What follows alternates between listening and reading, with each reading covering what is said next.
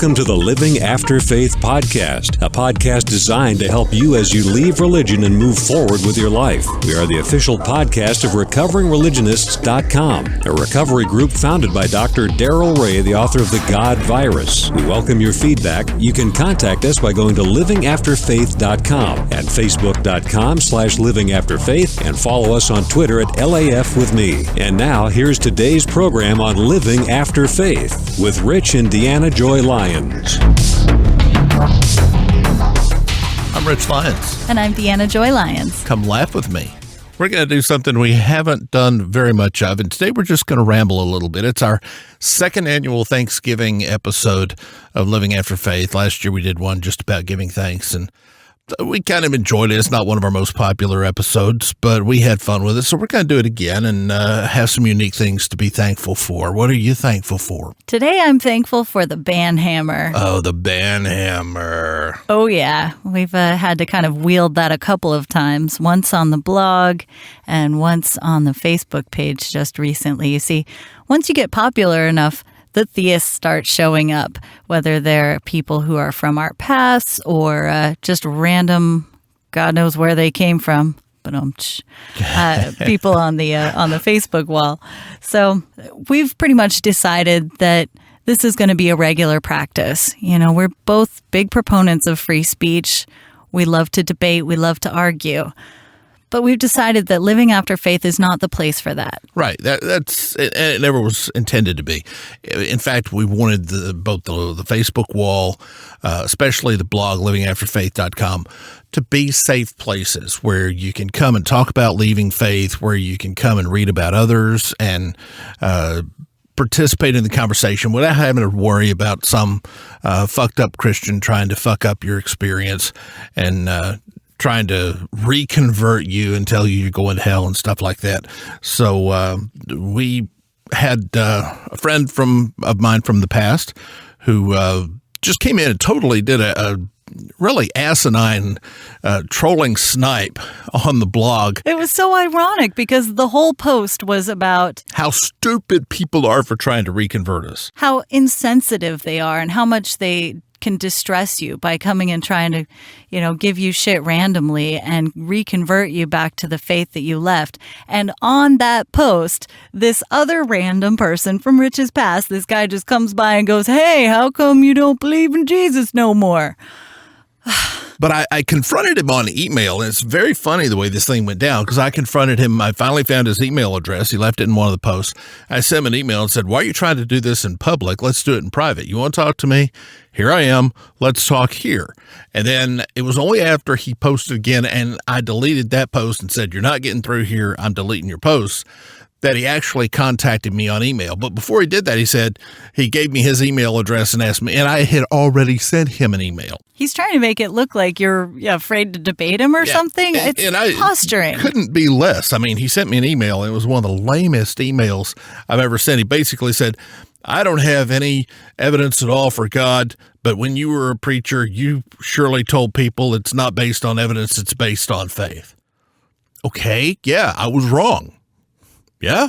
So what? What's your point now? It's all right. I mean, yeah. So anyway, and then we had someone come on the Facebook page. Yeah, I posted Daniel Dennett's Thank Goodness essay on the Facebook wall, which I thought was a very fitting little thing. Very nice. And almost right off, somebody comes in. It's obvious she's a goner. And she says, "Well, I have to disagree with the fact that Daniel Dennett can thank goodness and thank people, because if it weren't for the one, he wouldn't be alive at all." It's like, oh, great. Threaten us with your sky daddy some more, whatever. So anyways, band hammer, we've decided it's official policy. Yeah. No theists, no arguing, no BS. And I want to thank the people who did respond to her, because we didn't catch that when that happened while we were at work, and had several of you good laughers jumped on top of her and kind of made the point, and we appreciate that, but we're going to do the best we can. And of course, when you see something like that, feel free to jump on top of it, because we can't watch it 24/7. But as soon as we see it, if we see a godder out there jumping on top of either one of the walls. Now, my personal wall, come see me, baby. Absolutely. Bring it on. Come talk to me. But we want the Living After Faith pages, the ones, and if you're on my personal page, you know that. But we want those places to be safe places where you can come and not have to put up with that kind of crap. Now, we will discuss that kind of crap, but we're going to discuss it in our own sealed environment as much as we possibly can, because I think it's important for us to talk about it. It's very important for the recovery process, but having someone come through and snipe at the people we're trying to help is not going to happen. Yeah, and there's plenty of places on the internet to argue atheism versus theism. Those people don't need to come into where we're all trying to kind of discuss our issues together. One of the things I do want to emphasize is that if you'd rather not be out, if you're not certain that your privacy controls will allow it, to come join the discussions on the Facebook page. We often are starting to have lively discussion on the blog page. So whenever there's an episode or anything we post, you can post anonymously to it, which is how some of those douches get in. But, that's all right. I think it's valuable, though. I think that our listeners, some of them do need the anonymity. Absolutely. In posting. We had this discussion early, and a lot of these things we happen, it's kind of meta talk day to day.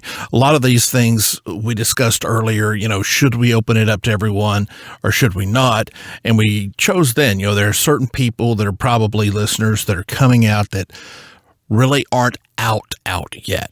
They have decided for themselves, but they haven't talked to family. They haven't, and they don't want to expose themselves as a, quote, atheist. So because of that, we don't want to limit those people from access to the blog and to the wall. So we left it open. And we understand that means we'll get sniped a little bit, and we'll just have to be vigilant to pop the ban hammer. Kabang. So we did. We popped the ban hammer, and instantly I did get an email back from Marty, and we're having that conversation, but in the safety of just the two of us having it. One of the things I mentioned, though, is the time and the place to do things. If you're at a KISS concert, it's totally fine to whip out your Zippo and light that sucker. Okay, the fire marshal will come shut you down. But, back in the day, you could light that Zippo and hold it up at the KISS concert, and that was cool, and everybody did it. You go in there to a burn ward in a children's hospital and do the exact same thing, and someone is going to throw your ass out the window. And that's kind of the way we look at it. I just threw his ass out the window. Bye-bye. Yeah, gone. What else are you thankful for? I'm thankful for the smell of the food that's been sitting in the crock pot all night while we've been at work. Absolutely. We are totally doing the kosher thing, having pork roast. Yep. It is delicious. Sitting on a bed of carrots and cabbage and little red potatoes. Deanna's been on a crock pot cooking thing, and I am loving it because she makes such good stuff. Like I said, we've had a roast. We just got her a new crock pot. That's one thing that I'm really thankful for, because my old crock pot, I just thought that I was an idiot and that I couldn't use I honestly think that dude was wired wrong. I think it was too hot. Yeah. Because everything I ate, it tastes kind of scorched. I was and like, what did I do? You turn it to low, and the thing boils with big bubbles and pops the top off, and you're like, it doesn't do that on high. But you still feel like you're supposed to turn it to low because that's too high it's a slow cooker. You don't want it to go too fast. But this new one doesn't do that at all. Very nice. I really should have. I have this fear of spending too much money unnecessarily, and I was totally afraid that, I was just going to be buying another crock pot and that it wouldn't work right and that it was really my fault. But no, it's cool. This new one works awesome. So speaking of spending too much money. Oh. We are coming out of the closet. Absolutely. New apartment. Here we come. We are less than a month away from moving into a new apartment. It it costs out the ass. Well, not really. Yeah.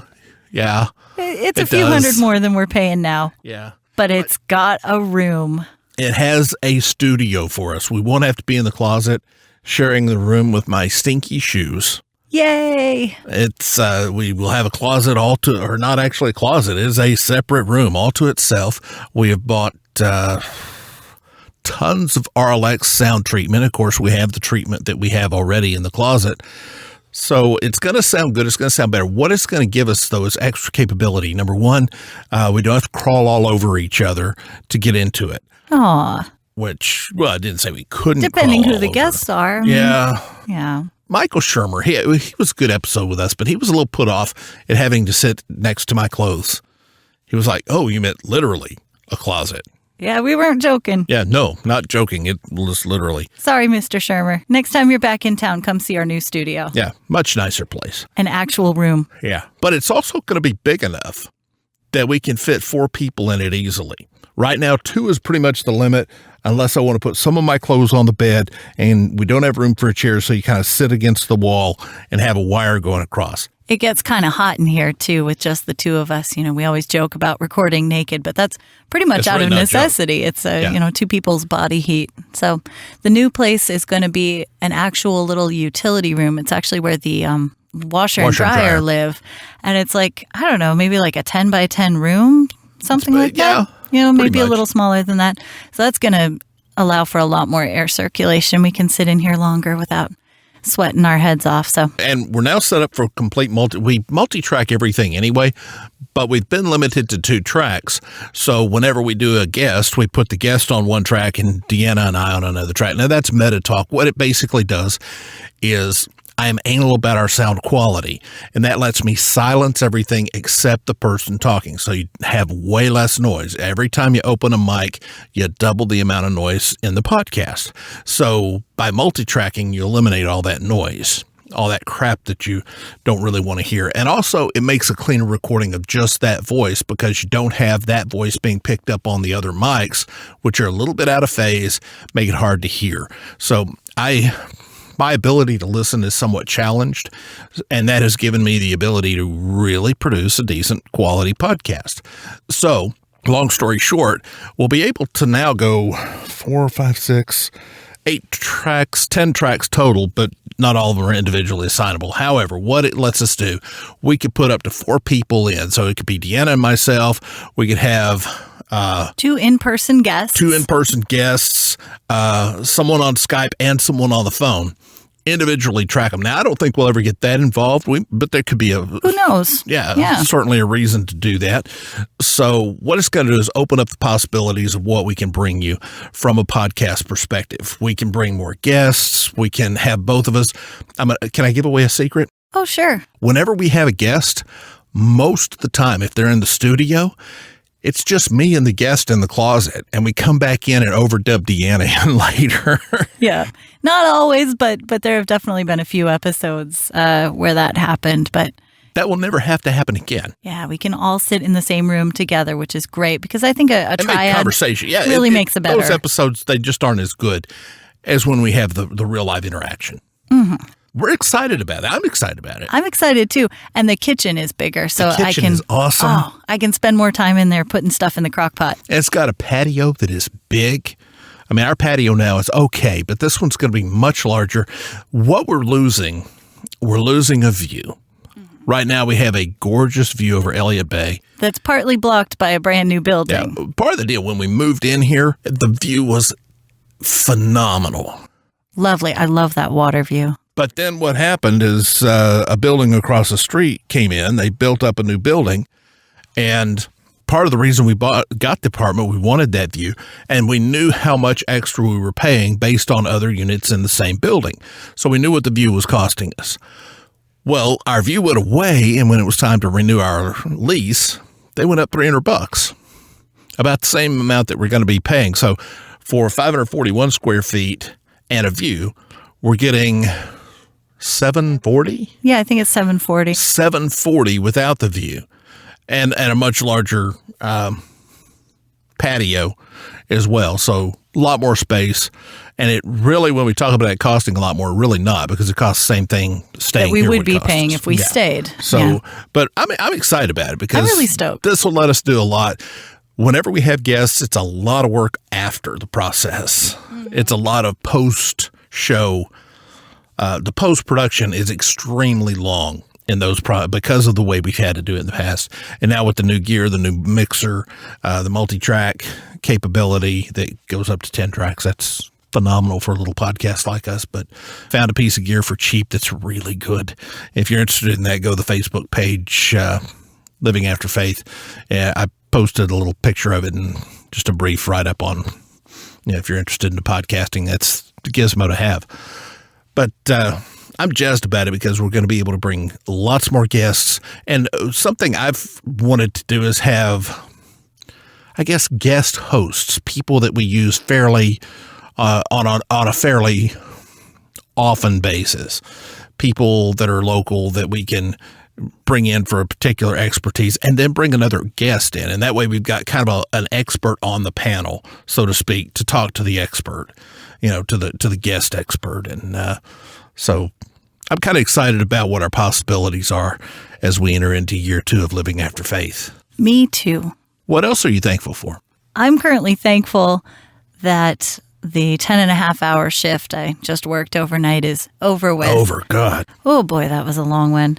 And now I'm sitting in the closet with my favorite man. We just opened a fresh bottle of wine. Is that good? Yeah, it's a pretty decent bottle of wine. Doesn't taste like wine vinegar? Well, not too much, no. I love my father. I'm thankful for him, but he collects wine. And then once a box gets to a point where he thinks it's going to start going over, then he sends me a box of red wine because he loves it as much as I do. So he doesn't want to let it go. Right. But then he goes, oh, well, it's got to be drunk at some point soon. So he'll send it my way. And when the wine's got to be drunk, so does Deanna. Amen. One more thing I want to mention. I want to tell everybody in our lives, all of our friends, all of our listeners, all of the people we work with professionally, you all have been wonderful, and your support and your love and your friendship. That's what I'm thankful for. Most of all, it's people. Yeah, and we have great people in our lives, not just our listeners, but there is a very good atheist community in Seattle, Tacoma homies, we love them. And just life is good. Life is good. We've had some challenges over the last year, those of you who the broken leg. I'm walking again. I'm normal. I'm, about that was hard. Oh, my God. That was a lot to get through. 12 weeks of no walking. That was rough. And then another But there were good things weeks. that were produced from it. Yeah. We had movie night. Mm-hmm. Movie night. Had to have people over. Movie night because we couldn't get out. We're like, we got to see humans. So we said, okay, movie night at the Lions. And now we do that every month, and it's a fun thing. So it was actually a good thing that came out of it. Absolutely. That's all, though. The rest of it was just bitch. It was hard. It was just hard to get through that. You say that because you had to do everything. Well, I know. And it was hard on you. In that atmosphere. That's not my best world. We each have our own talents. And like I tell our shrink, I have talents in one area and you have talents in the other. And we put those together and we make a damn good team. But I think alone we'd pretty much be screwed. It's tough, yeah. But it has been a tough year. I'm looking forward to a great year ahead of us. I know it's not, I'm talking New Year's this year, but the new apartment kind of sets a whole new, in the new studio, the new gear, that sets a whole new outlook for where we're going this year. And we are going to expand in some more areas. The podcast is, of course, going to get more things done with it, and that's going to be pretty fun. We're going to get more active on the blog as well and do a bit of writing. We're also starting some speaking. I spoke at a church, at a UU church, and enjoyed that. And if you're a listener of the podcast, you probably heard us at Seattle Atheists. That one I realize I'm a little rusty, so I'm trying to do some smaller engagements to get back into the swing of things, and that's not going to be a big deal. But I don't think it'll take you too long. I mean, you've used your voice, you've spoken constantly for, the last, how old are you? Yeah. Long time. Started when I was 17, so it's been a while. I'm 49. So I've, spoken for a living for a while, or for what I do. But if you do have a group, secular students, something of that nature. Free thought groups of any kind, meetups, whatever. Let us know. If you're in the Seattle area, certainly we'll speak. If travel's involved, we may have to negotiate on some kind of terms for that because we don't have a budget for anything. We have done Living After Faith strictly out of our pocket. We do have a few donors, and to them we are very thankful. Thank you. Yes, but for the most part, we kind of floated ourselves and haven't had a hardship doing that. But if you feel generous, we'd certainly welcome a contribution, but we don't go around just begging because we're handling it. But if you've got a group, would like for us to speak, one, both, either, or, yep, we're in. We're willing. Yeah. So anytime. Let us know about that. Also, you can see us. we're going to be at the Reason Rally and the American Atheist Convention coming in, what is that, March? March, yes. Coming in March. Now, it's kind of the same, the whole American Atheist, the Reason Rally. Yeah, it's all taking place at the same week. Yep, that's going to be really, really cool. Now, the broken leg, actually, that pretty much stalled out our trip to the tickets. American Atheist Convention last year. I was so lucky. I actually bought the we had travel insurance. Yeah, we bought travel insurance because, we were on our way. The expenses were paid. We were ready to go. And the broken leg, there was just no way we could have made that happen. Oh, it would have been a miserable flight. It would have been impossible. It would have just been horrible. Anyways, we've vowed that we're not going to let anything stop us this year if there are things that we want to go to, conventions especially, because that's a major, major plus. When you're a free thinker, when you're an atheist, when you are alone in a sea of theism, getting together, even just for a weekend or so, with other people who you can feel comfortable with, just a wonderful, amazing feeling. We're looking forward to a lot of new things. What are we thankful for the most? Just every day living a good, happy, and contented life. I'm Rich Lyons. I'm Deanna Joy Lyons. Come laugh with me.